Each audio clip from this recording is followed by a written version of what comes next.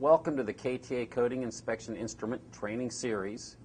This is one of many modules that are available to you. You can find all the modules at kta.com or paintsquare.com. This module describes the use of the PosiTector 6000 dry film thickness gauge. The dry film thickness gauge complies with ASTM D7091 and SSPC PA2. The purpose of the dry film thickness gauge is to measure the thickness of the coating to verify that you comply with the specification requirements and the manufacturer's instructions.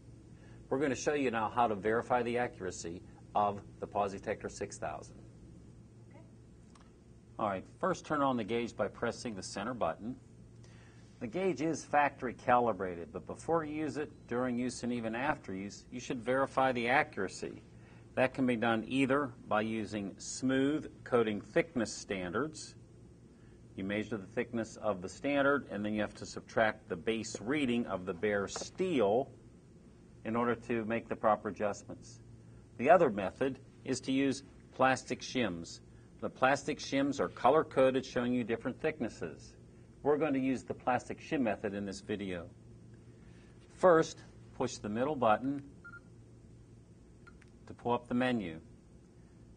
I'm going to toggle down to calibration settings, push the middle button. There are three ways to make this adjustment to verify accuracy. 0 means if I'm painting on smooth steel like automotive, I actually zero the gauge on the bare metal. That's how it's adjusted. 1 point adjustment is where you select one shim thickness less than the expected thickness range and make an adjustment to read that shim thickness properly. A 2 point adjustment is where you do a shim thickness less than the thickness expected and heavier, so you really bracket the range. I'm going to show you the 2 point adjustment.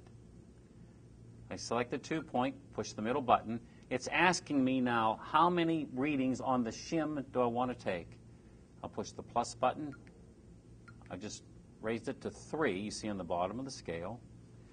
I'm going to select a shim, color-coded shim that's less than my expected thickness range.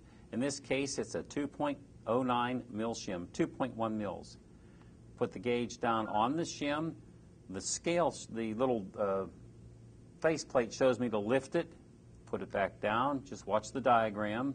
I lift it again. I'll put it down to do my third reading.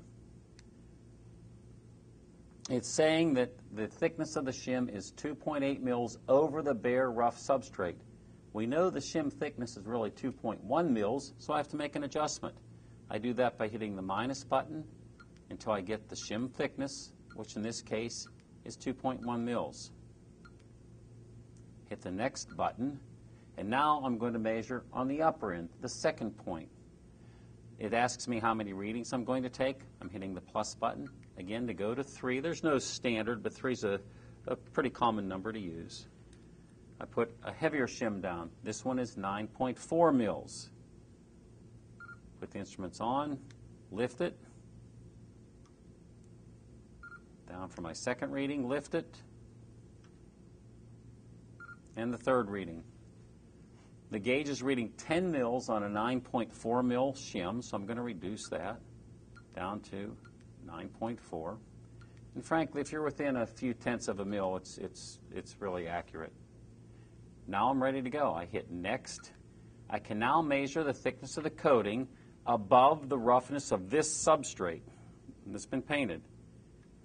Put the gauge on the paint thickness, 6.4 mils. That means 6.4 mils of coating above the peaks of the profile. 5.8 mils, 6.9 mils, and so forth. And that's all there is to it. And again, other modules are available for your viewing at kta.com or paintsquare.com.